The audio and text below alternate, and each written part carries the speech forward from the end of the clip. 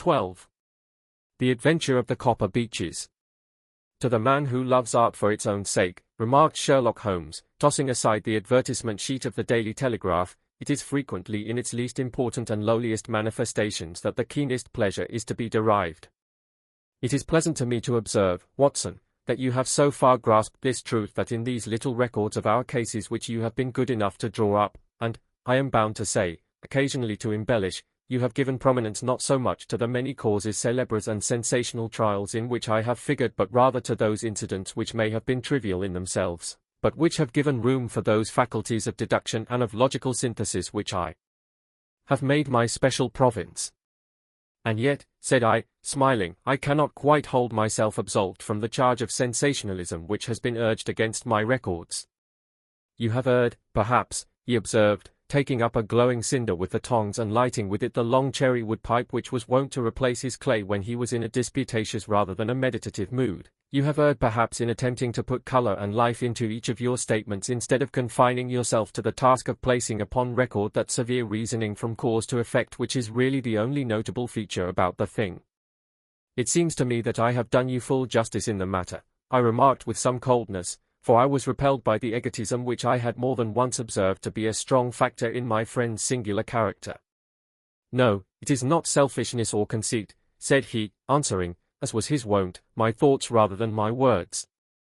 If I claim full justice for my art, it is because it is an impersonal thing, a thing beyond myself. Crime is common. Logic is rare.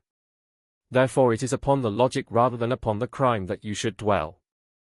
You have degraded what should have been a course of lectures into a series of tales. It was a cold morning of the early spring, and we sat after breakfast on either side of a cheery fire in the old room at Baker Street.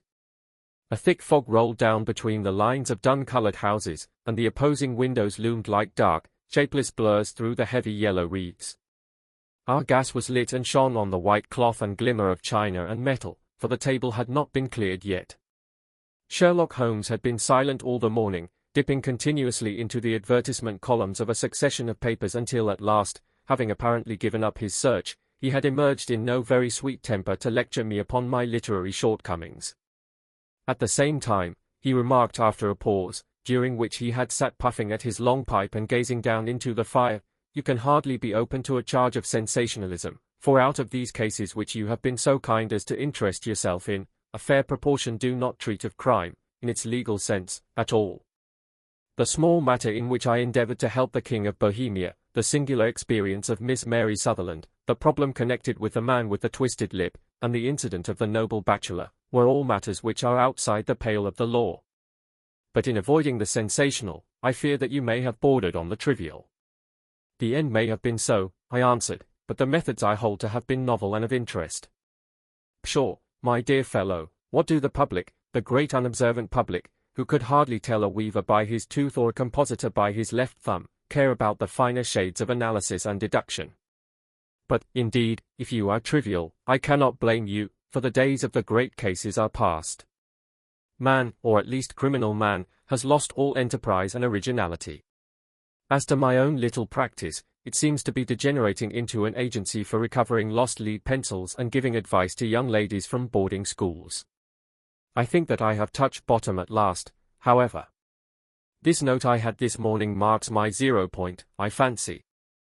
Read it. He tossed a crumpled letter across to me. It was dated from Montague Place upon the preceding evening, and ran thus. Dear Mr. Holmes, I am very anxious to consult you as to whether I should or should not accept a situation which has been offered to me as governess. I shall call at 10:30 tomorrow if I do not inconvenience you. Yours faithfully, Violet Hunter. Do you know the young lady? I asked. Not I. It is 10:30 now. Yes, and I have no doubt that is her ring. It may turn out to be of more interest than you think. You remember that the affair of the blue carbuncle, which appeared to be a mere whim at first, developed into a serious investigation. It may be so in this case, also. Well, let us hope so. But our doubts will very soon be solved, for here, unless I am much mistaken, is the person in question. As he spoke the door opened and a young lady entered the room. She was plainly but neatly dressed, with a bright, quick face, freckled like a plover's egg, and with the brisk manner of a woman who has had her own way to make in the world. "You will excuse my troubling you, I am sure," said she, as my companion rose to greet her, "but I have had a very strange experience, and as I have no parents or relations of any sort from whom I could ask advice, I thought that perhaps you would be kind enough to tell me what I should do." "Pray take a seat, Miss Hunter. I shall be happy to do anything that I can to serve you." I could see that Holmes was favorably impressed by the manner and speech of his new client. He looked her over in his searching fashion, and then composed himself, with his lids drooping and his finger-tips together, to listen to her story. "I have been a governess for 5 years," said she, "in the family of Colonel Spence Munro, but 2 months ago the Colonel received an appointment at Halifax, in Nova Scotia, and took his children over to America with him, so that I found myself without a situation. I advertised, and I answered advertisements, but without success. At last the little money which I had saved began to run short, and I was at my wits' end as to what I should do. There is a well-known agency for governesses in the West End called Westaway's, and there I used to call about once a week in order to see whether anything had turned up which might suit me. Westaway was the name of the founder of the business, but it is really managed by Miss Stoper. She sits in her own little office, and the ladies who are seeking employment wait in an anteroom, and are then shown in one by one, when she consults her ledgers and sees whether she has anything which would suit them. Well, when I called last week I was shown into the little office as usual, but I found that Miss Stoper was not alone. A prodigiously stout man with a very smiling face and a great heavy chin which rolled down in fold upon fold over his throat sat at her elbow with a pair of glasses on his nose, looking very earnestly at the ladies who entered. As I came in he gave quite a jump in his chair and turned quickly to Miss Stoper. "That will do," said he, "I could not ask for anything better. Capital. Capital." He seemed quite enthusiastic and rubbed his hands together in the most genial fashion. He was such a comfortable-looking man that it was quite a pleasure to look at him. "You are looking for a situation, miss?" he asked. "Yes, sir." "As governess?" "Yes, sir." "And what salary do you ask?" "I had £4 a month in my last place with Colonel Spence Munro." "Oh, tut, tut." "Sweating, rank sweating," he cried, throwing his fat hands out into the air like a man who is in a boiling passion. "How could anyone offer so pitiful a sum to a lady with such attractions and accomplishments?" "My accomplishments, sir, may be less than you imagine," said I, "a little French, a little German, music, and drawing." "Tut, tut," he cried. "This is all quite beside the question. The point is, have you or have you not the bearing and deportment of a lady? There it is in a nutshell. If you have not, you are not fitted for the rearing of a child who may some day play a considerable part in the history of the country. But if you have, why, then, how could any gentleman ask you to condescend to accept anything under the 3 figures? Your salary with me, madam, would commence at £100 a year. You may imagine, Mr. Holmes, that to me, destitute as I was, such an offer seemed almost too good to be true. The gentleman, however, seeing perhaps the look of incredulity upon my face, opened a pocket-book and took out a note. "It is also my custom," said he, smiling in the most pleasant fashion until his eyes were just 2 little shining slits amid the white creases of his face, "to advance to my young ladies half their salary beforehand, so that they may meet any little expenses of their journey and their wardrobe." It seemed to me that I had never met so fascinating and so thoughtful a man. As I was already in debt to my tradesman, the advance was a great convenience, and yet there was something unnatural about the whole transaction which made me wish to know a little more before I quite committed myself. "May I ask where you live, sir?" said I. "Hampshire. Charming rural place. The Copper Beeches, 5 miles on the far side of Winchester.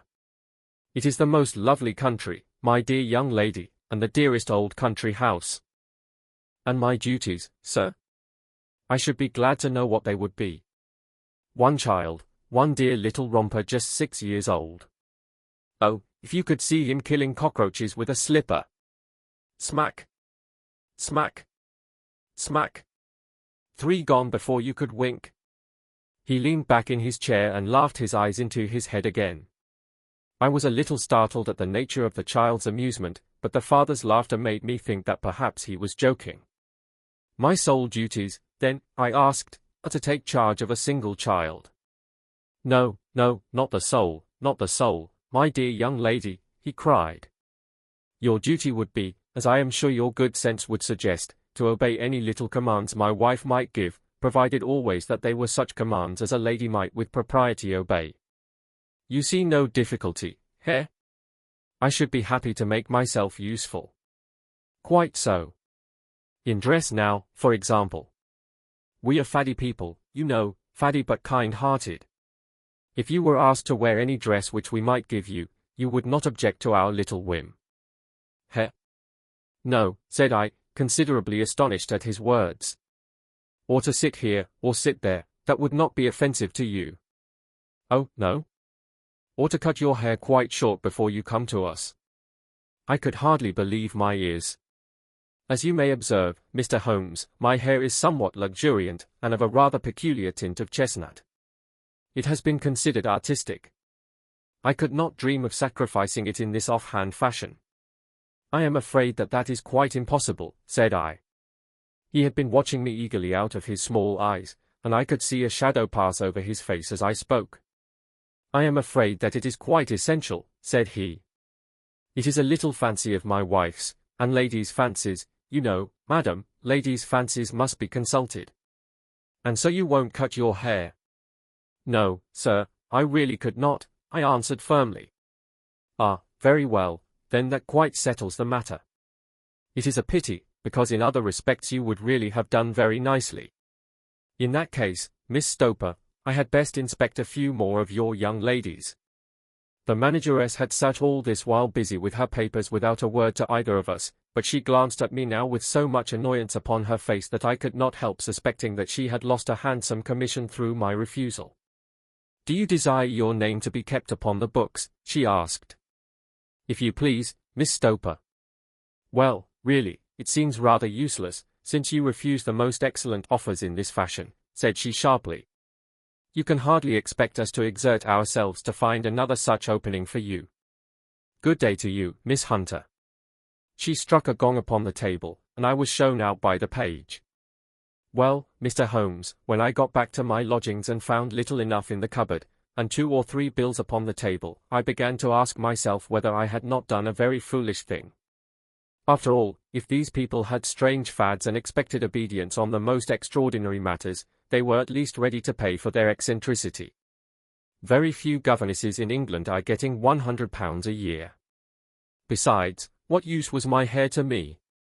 Many people are improved by wearing it short, and perhaps I should be among the number. Next day I was inclined to think that I had made a mistake, and by the day after I was sure of it. I had almost overcome my pride so far as to go back to the agency and inquire whether the place was still open when I received this letter from the gentleman himself. I have it here and I will read it to you. The Copper Beeches, near Winchester. Dear Miss Hunter, Miss Stoper has very kindly given me your address, and I write from here to ask you whether you have reconsidered your decision. My wife is very anxious that you should come, for she has been much attracted by my description of you. We are willing to give £30 a quarter, or £120 a year, so as to recompense you for any little inconvenience which our fads may cause you. They are not very exacting, after all. My wife is fond of a particular shade of electric blue and would like you to wear such a dress indoors in the morning. You need not, however, go to the expense of purchasing one, as we have one belonging to my dear daughter Alice, now in Philadelphia, which would, I should think, fit you very well. Then, as to sitting here or there, or amusing yourself in any manner indicated, that need cause you no inconvenience. As regards your hair, it is no doubt a pity, especially as I could not help remarking its beauty during our short interview, but I am afraid that I must remain firm upon this point, and I only hope that the increased salary may recompense you for the loss. Your duties, as far as the child is concerned, are very light. Now do try to come, and I shall meet you with the dog-cart at Winchester. Let me know your train. Yours faithfully, Jeffro Rucastle. That is the letter which I have just received, Mr. Holmes, and my mind is made up that I will accept it. I thought, however, that before taking the final step I should like to submit the whole matter to your consideration. Well, Miss Hunter, if your mind is made up, that settles the question," said Holmes, smiling. "But you would not advise me to refuse. I confess that it is not the situation which I should like to see a sister of mine apply for. What is the meaning of it all, Mr. Holmes?" "I have no data. I cannot tell. Perhaps you have yourself formed some opinion?" "Well, there seems to me to be only one possible solution. Mr. Rucastle seemed to be a very kind, good-natured man. Is it not possible that his wife is a lunatic, that he desires to keep the matter quiet for fear she should be taken to an asylum, and that he humors her fancies in every way in order to prevent an outbreak? That is a possible solution. In fact, as matters stand, it is the most probable one. But in any case it does not seem to be a nice household for a young lady." "But the money, Mr. Holmes, the money." "Well, yes, of course the pay is good, too good. That is what makes me uneasy. Why should they give you £120 a year, when they could have their pick for £40? There must be some strong reason behind. I thought that if I told you the circumstances you would understand afterwards if I wanted your help. I should feel so much stronger if I felt that you were at the back of me. Oh, you may carry that feeling away with you. I assure you that your little problem promises to be the most interesting which has come my way for some months. There is something distinctly novel about some of the features. If you should find yourself in doubt or in danger." "Danger? What danger do you foresee?" Holmes shook his head gravely. "It would cease to be a danger if we could define it," said he. "But at any time, day or night, a telegram would bring me down to your help. That is enough." She rose briskly from her chair with the anxiety all swept from her face. "I shall go down to Hampshire quite easy in my mind now. I shall write to Mr. Rucastle at once, sacrifice my poor hair tonight, and start for Winchester tomorrow." With a few grateful words to Holmes she bade us both good night and bustled off upon her way. "At least," said I as we heard her quick, firm steps descending the stairs, "she seems to be a young lady who is very well able to take care of herself." "And she would need to be," said Holmes gravely. "I am much mistaken if we do not hear from her before many days are past." It was not very long before my friend's prediction was fulfilled. A fortnight went by, during which I frequently found my thoughts turning in her direction and wondering what strange side alley of human experience this lonely woman had strayed into. The unusual salary, the curious conditions, the light duties, all pointed to something abnormal, though whether a fad or a plot, or whether the man were a philanthropist or a villain, it was quite beyond my powers to determine. As to Holmes, I observed that he sat frequently for half an hour on end, with knitted brows and an abstracted air, but he swept the matter away with a wave of his hand when I mentioned it. "Data! Data! Data!" he cried impatiently. "I can't make bricks without clay." And yet he would always wind up by muttering that no sister of his should ever have accepted such a situation. The telegram which we eventually received came late one night just as I was thinking of turning in and Holmes was settling down to one of those all-night chemical researches which he frequently indulged in, when I would leave him stooping over a retort and a test tube at night and find him in the same position when I came down to breakfast in the morning. He opened the yellow envelope, and then, glancing at the message, threw it across to me. "Just look up the trains in Bradshaw," said he, and turned back to his chemical studies. The summons was a brief and urgent one. "Please be at the Black Swan Hotel at Winchester at midday tomorrow," it said. "Do come. I am at my wit's end. Hunter." "Will you come with me?" asked Holmes, glancing up. "I should wish to." "Just look it up, then." "There is a train at 9:30, said I, glancing over my Bradshaw. "It is due at Winchester at 11:30. "That will do very nicely. Then perhaps I had better postpone my analysis of the acetones, as we may need to be at our best in the morning." By 11 o'clock the next day we were well upon our way to the old English capital. Holmes had been buried in the morning papers all the way down, but after we had passed the Hampshire border he threw them down and began to admire the scenery. It was an ideal spring day, a light blue sky, flecked with little fleecy white clouds drifting across from west to east. The sun was shining very brightly, and yet there was an exhilarating nip in the air, which set an edge to a man's energy. All over the countryside, away to the rolling hills around Aldershot, the little red and grey roofs of the farmsteadings peeped out from amid the light green of the new foliage. Are they not fresh and beautiful? I cried with all the enthusiasm of a man fresh from the fogs of Baker Street. But Holmes shook his head gravely. Do you know, Watson, said he, that it is one of the curses of a mind with a turn like mine that I must look at everything with reference to my own special subject. You look at these scattered houses, and you are impressed by their beauty. I look at them, and the only thought which comes to me is a feeling of their isolation and of the impunity with which crime may be committed there. Good heavens! I cried. Who would associate crime with these dear old homesteads? They always fill me with a certain horror. It is my belief, Watson, founded upon my experience, that the lowest and vilest alleys in London do not present a more dreadful record of sin than does the smiling and beautiful countryside. You horrify me. But the reason is very obvious.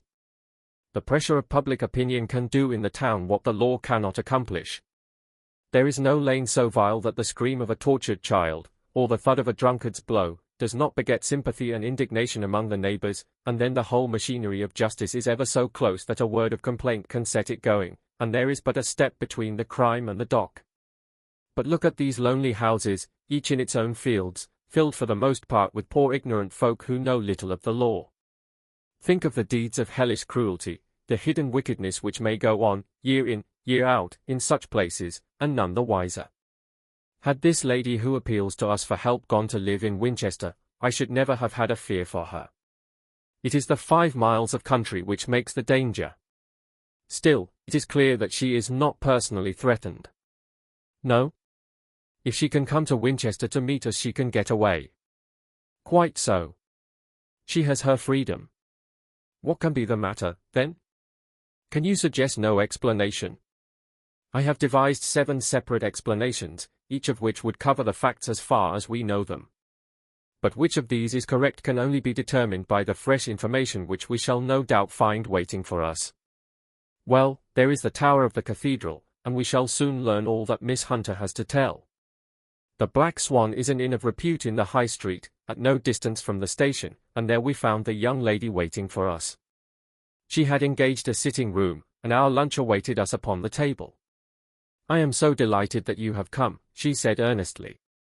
It is so very kind of you both, but indeed I do not know what I should do. Your advice will be altogether invaluable to me. Pray tell us what has happened to you. I will do so, and I must be quick, for I have promised Mr. Rucastle to be back before 3. I got his leave to come into town this morning, though he little knew for what purpose. Let us have everything in its due order. Holmes thrust his long thin legs out towards the fire and composed himself to listen. In the first place, I may say that I have met, on the whole, with no actual ill-treatment from Mr. and Mrs. Rucastle.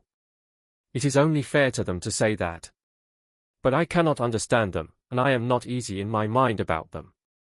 What can you not understand? Their reasons for their conduct. But you shall have it all just as it occurred. When I came down, Mr. Rucastle met me here and drove me in his dog-cart to the Copper Beeches. It is, as he said, beautifully situated, but it is not beautiful in itself, for it is a large square block of a house, whitewashed, but all stained and streaked with damp and bad weather. There are grounds round it, woods on 3 sides, and on the 4th a field which slopes down to the Southampton High Road, which curves past about 100 yards from the front door. This ground in front belongs to the house, but the woods all round are part of Lord Southerton's preserves. A clump of copper beeches immediately in front of the hall door has given its name to the place. I was driven over by my employer, who was as amiable as ever, and was introduced by him that evening to his wife and the child. There was no truth, Mr. Holmes, in the conjecture which seemed to us to be probable in your rooms at Baker Street. Mrs. Rucastle is not mad. I found her to be a silent, pale-faced woman, much younger than her husband, not more than 30, I should think, while he can hardly be less than 45.